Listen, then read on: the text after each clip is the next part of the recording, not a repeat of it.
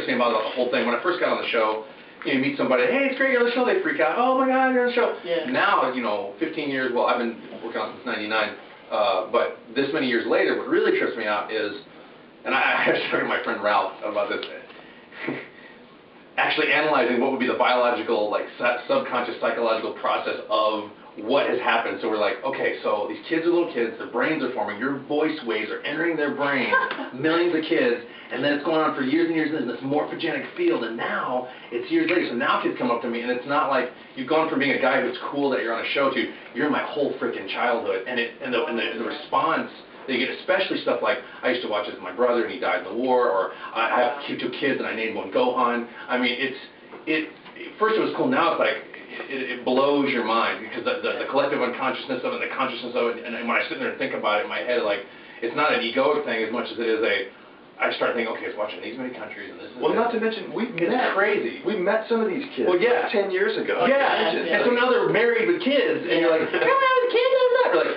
oh yeah, you just reminded me of how old I am. Okay, which is, it's no big deal, but it trips you out. And I think what's really surreal about it is that it would make more sense to me in my head if we were done with Z, but the fact that we're still recording and doing Kai, I'm like, I'm still doing this job. Yeah. And to address your initial question, most people don't get to redub an anime. That's unheard of in the industry. So the fact that we have to do it with proper scripts, proper edits, proper music, and proper. I know a little background. Yeah, well, we'll talk about that later. Maybe a couple mistakes. There's a couple little things, but I think for me as an actor, it was like, because I go back and watch some of my old Z stuff. I mean, here's this idea. Okay, you'll laugh at this. I had this idea when I first started Z that I was going to make every single react different. Oh, yeah. Do you know how many reacts? I'll have in a given episode, Sean, you got 300 reacts in this. And I was like, each one's going to be different and special. What's funny now is that Sean goes, oh, hold on. Because we have a new thing that we're inserting into Kai. Okay. You know how there's the Wilhelm scream? Yeah. Oh, yeah. Yeah. We've created one called the Goku scream. And we've been... Is that when I lose my balance? Whoa! That one or whatever? Yeah. So every time that happens, we save that iteration of it. And now Sean's like, I want to do another one of those. I want to do another one. I want to stick one in. I want my own scream, my own falling off balance. That's when he gets thrown away. Like, that whole thing. Awesome. And so there's these weird things. I mean, if we could go back and get the outtakes from the one that Evan was supposed to give to our producer that he didn't give to our producer and kept from. Oh, did I say that out loud? The one that. Do you mean the ones that we got recently? Did you get those? Oh yes, we did. Maybe perhaps on the newest version of Dragon Ball, maybe one of the new releases. I don't even remember half the shit I said. All I remember doing next time on Dragon Ball Z is Christopher Walken like 10 years ago. Going, next time Dragon Balls fighting for the new Blu-ray release, we have pulled in actually Justin called me to empty out my closet essentially of all the old DVD stuff I've collected, and they have the thing on the new Blu-rays that are gonna be out called Capsule Core Archive, right? So it's not going to be like Sean loses his shit in the booth? Well, that's its own little feature. That's my own featurette. But yeah, and one of those things, Justin actually got a hold of all of those original outtakes. That's awesome. I don't even remember. We've got one of where Chuck Huber from one of his Android 17 sessions is doing the voice of a fanboy who lives next door to Goku and waters his yard, and it's pretty good stuff. Oh my gosh, I forgot about that. He had a name too. Shoot, never mind. But yeah, so there's some real gems on it. That's fantastic. I'm super psyched to be picking up the Blu-ray, and we should definitely talk about there's going to be a lot of special goodies in that. In that Capsule Corp archive thing, I found a lot of the original casting sheets from way back in the day. Like when we were trying to decide between you or somebody else, or there were my sheets of the people that I thought were good, and they were buried. I bet you'll find you're gonna think Schemmel sucks. No. Well, we used liquid paper a lot back then, so. Well, that's good. I got a razor blade. Yeah, I get a page. Anyway. That is a digression from whatever the question was. I forgot. No, that's cool.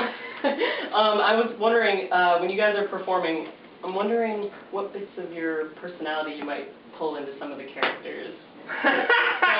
If you suddenly get angry someday and you're like, oh, I'm putting this in the character today, and it fits with the story, or what aspects of your personality do you really put into the character? I'll let Chris go first, because I got to think about this one. The show actually tends to affect me more than I affect the show. Vice versa. Okay. Yeah, because seriously, I play so many angry characters on the show that when I'll finish a session, after all the screaming and after all the yelling, I'll find myself really irritable.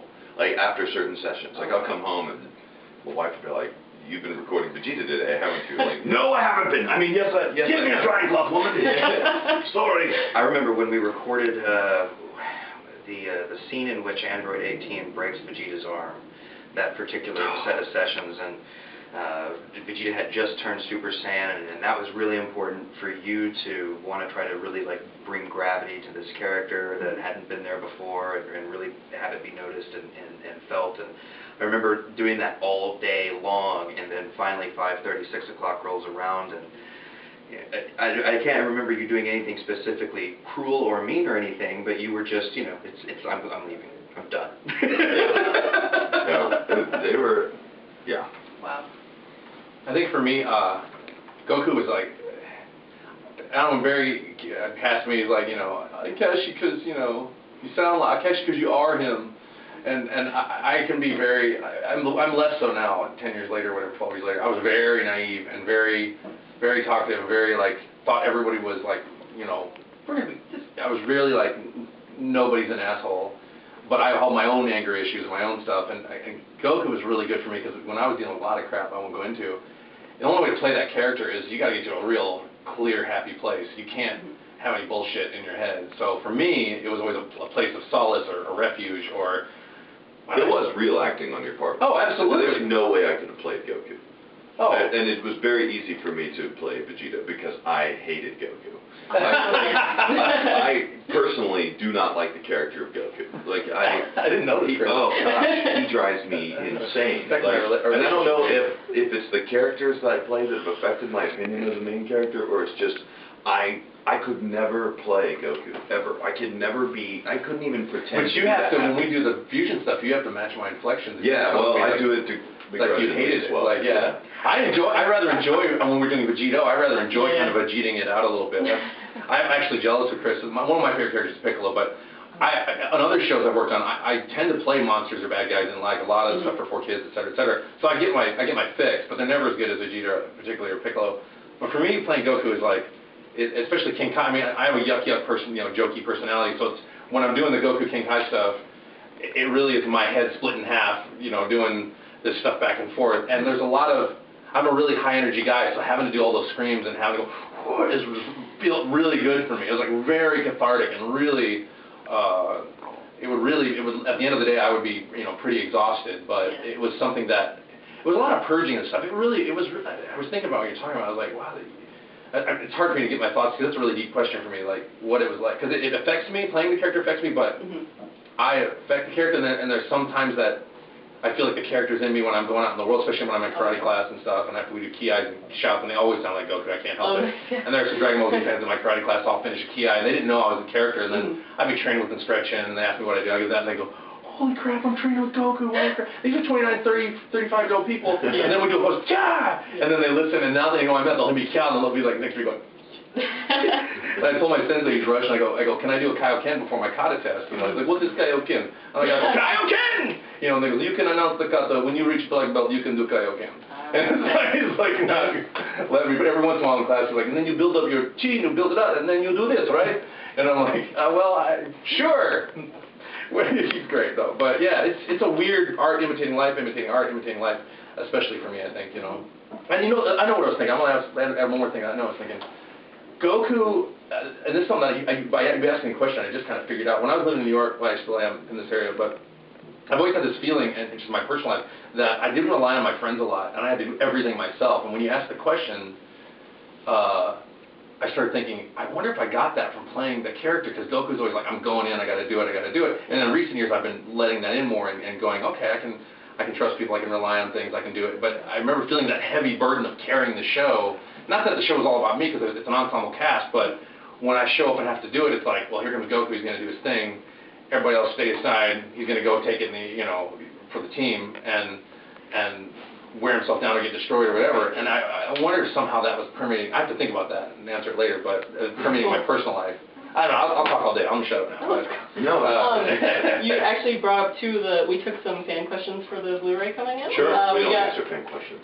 The fans, actually 2 of them, which I love these questions. A lot of the fans asked, what's it like to yell for several minutes straight? And also, did you go through lots of throat lozenges and tea? When you were... You know, I'm lucky. I was a singer and a brass player, and you play a 12.5-foot tube for 20 years. You build up some, you know. yeah. There's a lot of breath exercises, and I'd been playing horn for almost 20 years before I got the part. Oh. So, and then you know, my mom and I didn't get along when we were younger, and so my first autograph to my mom, my first voice acting coach, which is we yelled at each other a lot. She thought that was very funny. Yeah, very funny, Sean. Yeah, real funny. My mom sounds like Sarah Palin for some reason, except older. Anyway, so as far as yelling, the only time I've ever had a problem with my voice in the booth was playing Black Doom and Shadow the Hedgehog. I had to talk like this for 14 hours. And I went to a Chinese doctor, he stuck a bunch of needles in my head, and I drank a bunch of herbs, and shit was draining out of my throat, and whatever. But, you know, I learned a lot of breathing technique, and I had to learn a lot about, so it's all about, it's more physically tiring than it is hurting my voice. And when we were flying down for the original Z sessions, when I had to fly back, we would do 10 or 12-hour days straight. Because I come in and work for a week solid. I go 10 to 1, 2 to 6, and then maybe a 7 to 10 session for 12 days in a row. It's not a problem. You get physically tired, but my throat, didn't go through a lot of lozenges, a lot of tea. I don't do a warm-up. It was just, because it's all about breathing technique. You put a lot of air behind it and make sure your vocal cords aren't squeezing against each other. Your vocal cords can handle a lot. So having a lot of training in that area was really beneficial for me. Chris might have had more trouble because he had to do, you know, we do a lot of gravelly. Mine was smooth stuff, so it's not. I was also lucky. Although I didn't wrap my lips around as many horns as you did in college. I was a vocal performance major. I was an opera major in school, and so this Sean's going. No, I just because I'm just picturing you like. Some German opera. It sounded like that. But yeah, it is the same thing he was talking about. I was very lucky. I've gone through a little bit of vocal stress here and there. It's hurt every now and then, but I've never really formally lost my voice until Kai. I think it's because I'm getting older, and it was, and believe it or not, it wasn't the loud yelling characters. Because if you do support your voice enough, it doesn't really hurt to do it. It was a raccoon that actually killed me. Like, really? Because raccoon is way down here. And it wasn't that I actually, like, hurt my vocal cords. I actually stressed out the muscles. Oh, I remember when you were all screwed up. Yeah, because it was just trying to hold. In order to do that voice, you have to, like, hold your vocal cords apart. Dude, did you get a bunch of peanut butter and, like, no, I'm kidding. Maybe he's a horn player.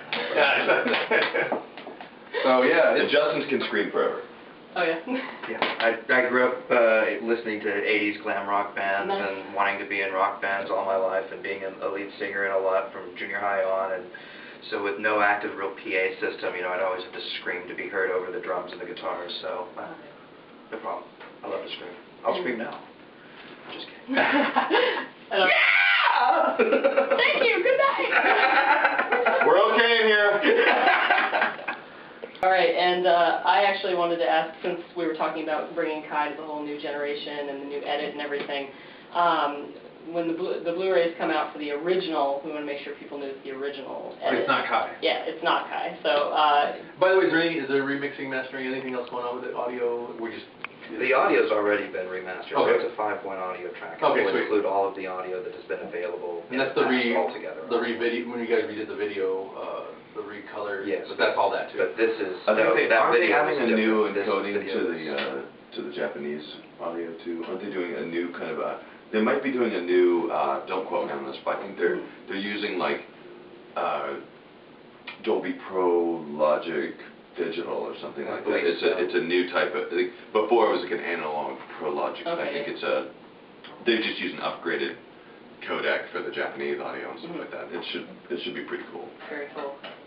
All right, and that's pretty much it. So Thank you. For Big Shiny Robot, I'm Miss Mecca.